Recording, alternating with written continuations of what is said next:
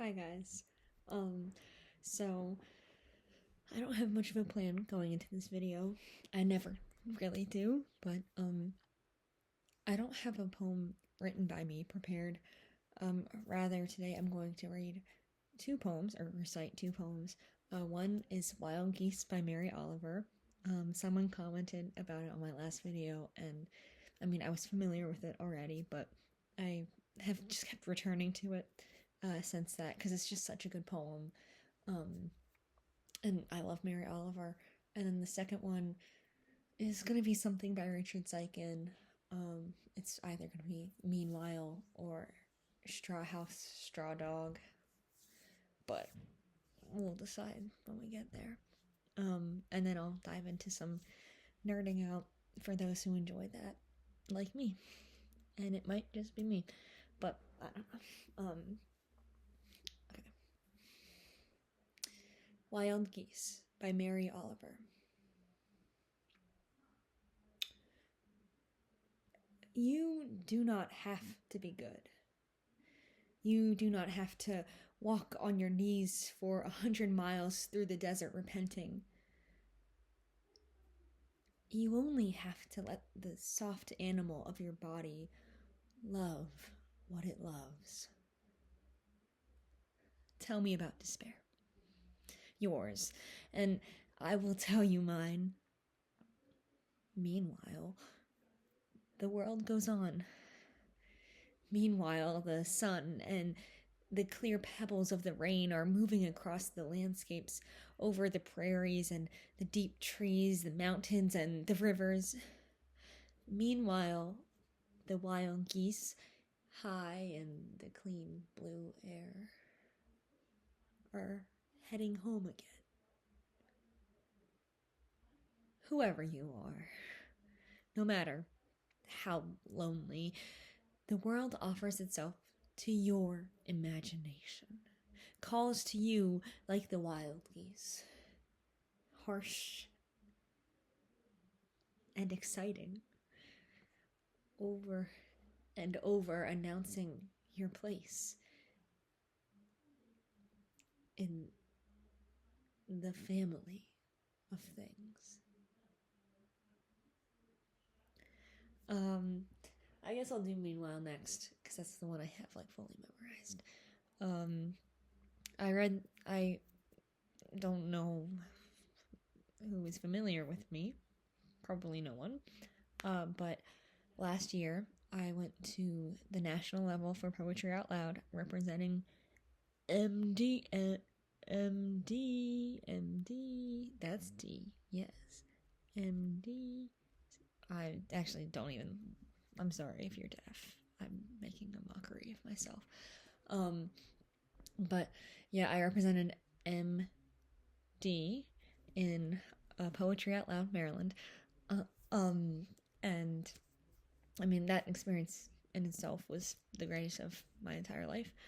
But the poem that carried me through the class level, the school level, the regional level, the state level, and then to nationals. I did not win nationals. Let that be clear. I am not that famous. The person who won isn't that famous either. Love you though, Isabel. Sorry. Was Meanwhile. And I don't know. Richard Siken is my favorite poet. He's just everything to me in a not creepy, not stalker way.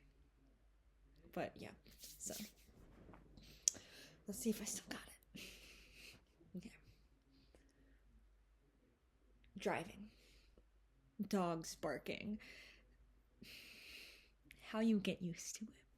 How you make the new streets yours. Trees outside the window and a big band sound that makes you feel like everything is okay. A feeling that lasts for one song, maybe. The parentheses all clicking shut behind you. The way we move through time and space, or only time. the way it's night for many miles, and then suddenly it's not. It's breakfast. And you're standing in the shower for over an hour, holding the bar of soap up to the light. I will keep watch. I will water the yard, knot the tie, and go to work, unknot the tie, and go to sleep. I sleep.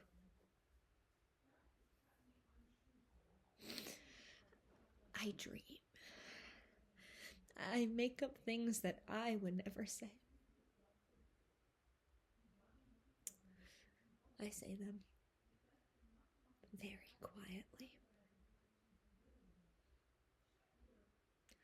The trees and wind, the street lights on, the click and flash of cigarettes being smoked on the lawn, and just a little kiss before we say goodnight. It spins like a wheel inside you. Green, yellow, green, blue, green, beautiful green. It's simple. It isn't over, it's just begun. It's green. It's still green. Sorry if you hear my mom reading out loud downstairs. Shout out my mom. And shout out A Confederacy of Dunces, which is what she's reading. But yeah, so, yeah, I guess I'll work backwards, and then I'll get to, like, my main points. But, I definitely think, like, that one, all Richard Siken poems are so insane, because it's like, what is this guy on about? Like, first you're talking about, like, new streets, and then you're like, why is this guy in the shower for so long? That's kind of weird. And then, like, moving through time and space. And I mean, like, I don't think any kind of poetry, I think I've said this before, I don't think any kind of poetry should have a concrete, like, this is what it means. I don't think that's good poetry. I think there's what the author felt when writing it, what the author intends for you to feel, and then what you actually feel. And those can line up, and those can be different. And that is okay. I think that's the purpose of all art. But that being said, I guess I can focus on this poem with a lens of how do you unpack poetry. And for everyone it's different. But what I did for that, because obviously if you're performing it, you kind of want to have a good idea of what you're saying. At least that's what makes it land a little bit better in a, like, performance setting. But, like, I mean, I have Crush, Richard Siken's book, which has Meanwhile in it, the poem I just read, and going through it just line by line and just thinking, okay, what does this mean to me? And what does this mean to Richard Siken? Because if you know anything about Richard Siken, is a lot of his poetry, especially within Crush, is about his boyfriend that got into a car accident and died. And so if you think about Meanwhile in that lens, it becomes very, very clear that that poem is about grief and, like, moving on. You know, you have these new streets, this whole new life, and you think you're getting used to it, but it still hurts. The big band sound only makes you feel better for a moment. It only distracts you for a moment before you start to feel hollow again. And then, you know, moving through time and space, or only time, is like he feels like he's stagnant in life and time is just passing him by because he's just so stuck in his grief. Same thing with Night for Many Miles, and it's morning, or it's breakfast, and then the shower, holding the bar up to the light. And then really it gets into the depths of things when he goes, I make up things I sleep, I dream, I make up things I would never say. Because when you look at it through the lens of this guy is grieving his boyfriend, he's missing him, for lack of a better word. That line is, at least to me, the most devastating. I make up things I would never say, and I say them very quietly, because it's like he's talking to himself as if he were his boyfriend. And so I guess figuring out what lines stick out to you, especially if you can kind of do a little digging of like, okay, what's the author situation, like, and honestly, like, for some people that sounds like, okay, homework, like, what are we doing? But that is the joy of poetry, at least for me. And I think, getting to work hard and getting to, it's almost like uncovering a mystery, a emotional mystery. Like, that is so fun. I mean, I'm usually weeping while I'm doing it, because it's like freaking Richard Siken. But yeah, so like that is the joy of it. And I think, obviously, like, if you can't find meaning in something, that's fine. Like, not everything is gonna have a meaning, not everything is going to apply to you. I mean, you can still appreciate it. I don't think that should be in question, but like, you're doing it for yourself. So if you're like really just like scraping at the bottom of the barrel for like, what does this mean? I mean, show it to your friend, ask them. That's fun. Have a little poetry talk. Comment in my comment section, your questions and all. I mean, I'm not the god of poetry. I get confused a lot. But sorry, I'm getting a text. Embarrassing. Girl, get off your phone. You're on camera. But yeah, so I think all that to say is, if you, oh my gosh, my friends are incessant. I love you guys. But all that to say is, enjoy deciphering poetry and dig into it, and like, take your time to chew on it. And I think that's how, gosh, this is the most like overstimulated video I think I've ever done. At least recording it. I don't know if you can hear it, but my phone is buzzing. There's beeping outside, and my mom is reading a book. I'm trying to talk about like devouring poetry. Gosh. But there's joy in it, and like, obviously, like, if you're just starting out or you're not super committed, then like, don't be super committed. It's fine. No one's forcing you to do anything. It's all about your attitude. So if you're going into it like, oh, freaking a singular scent told me to read a poem and now I gotta do it, you're not gonna get much out of it. At least not as much as you could if you're like, a singular scent told me to do this and I love poetry. Holy cornball. But yeah, so I can drop some recommendations. It's mostly going to be Richard Siken. But I like Richard Siken. I like Billy Collins, Mary Oliver. Oh, Mary Oliver. Don't even get me started on her. Emily Dickinson. All good poets that you can look into, and just Ocean Vuong. Oh my gosh, you want to dig into something in Ocean Vuong. Gosh. But yeah, Ocean Vuong and Richard Siken are two guys that you got to be ready to cry, because those men are crazy. Yeah.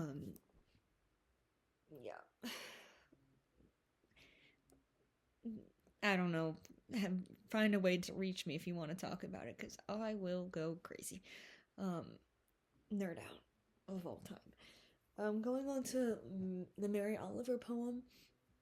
This one I feel like is a little bit more cut and dry. Obviously, it gets into like some like symbolism and imagery with like the whole nature element of it. And I'm gonna leave that for you guys to decipher. Um, because also I see I'm at 15 minutes and I don't want this video to delete because it is too long. Because that's how my laptop works sometimes. For this one though, I want to talk about discovering poetry. Because a big reason I didn't want to read one of my poems is to, well, that sounds bad, but like promote other poets. I got 174 viewers on my last video, and now I think I am Mr. Beast in terms of popularity. No, but I do think like often people are like, I really like poetry, but I know 2 poets, or I don't really know how to find poetry. Like I don't, because there's so much. No, poetry is bad, but there's so much interesting poetry. Like I'm not gonna name anything, but like that I don't think has much meaning to my life, or being respectful here, but I think you guys can get the point. Sometimes it's hard to find really poignant poetry. And honestly, my answer to that is go to a thrift store, go to a library, sometimes even freaking just go to Pinterest, and look. I don't think, you know, yeah, I mean, there are obviously like, oh, blogs that are like the best poets ever, but I stumbled on Richard Siken because he was on the Poetry Out Loud 2024. Yes, 2024 website. And I think like that's another fun part of poetry that people overlook is, sometimes you do gotta look through the interesting stuff before you get to the stuff that really applies to you. And I think that really makes you appreciate the good stuff, because then you can be like, oh, it's not you crowed, I crowed, we crowed together, or whatever that one poem is like. But I think as a society, as people, there's a growing like, oh well, how fast can we make this? How much time can we save? How much energy can we save? But that's not what being human is about. That's not what art is about. That's not what passion or living is about. I don't think we should ever view hard work or time commitment as something that is bad. I think the whole reason that it's like poetry is fun for me is because it takes time. I mean, I write my poems really fast personally, so it does sound a little bit hypocritical, but I will say, like, just because I write them fast doesn't mean I don't edit them. Doesn't mean that I don't often. I have a little nugget in my head, and I hold on to it for a very long time, and then I let it out. And then sometimes I'm like, I gotta write this out right now, or I'll like have like a bunch of half-finished poems. But like especially in like other poets and stuff that is not related to me creating, but rather me appreciating, that's meant to take time. That's the whole point. If you're trying to speed through appreciating someone's work, you have already lost the plot.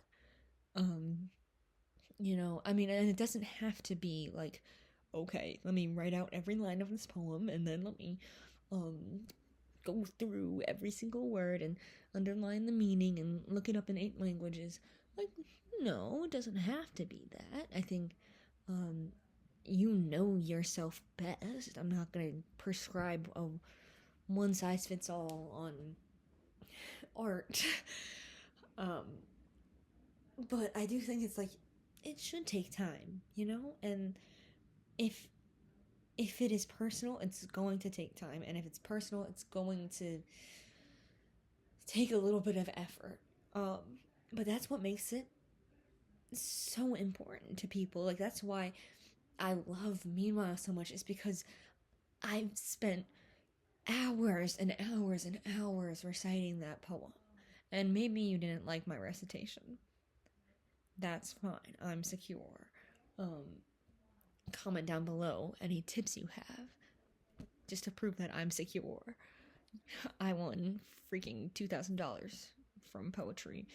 More money than I ever made from a job, because I've never been employed. Can you tell? Anyways.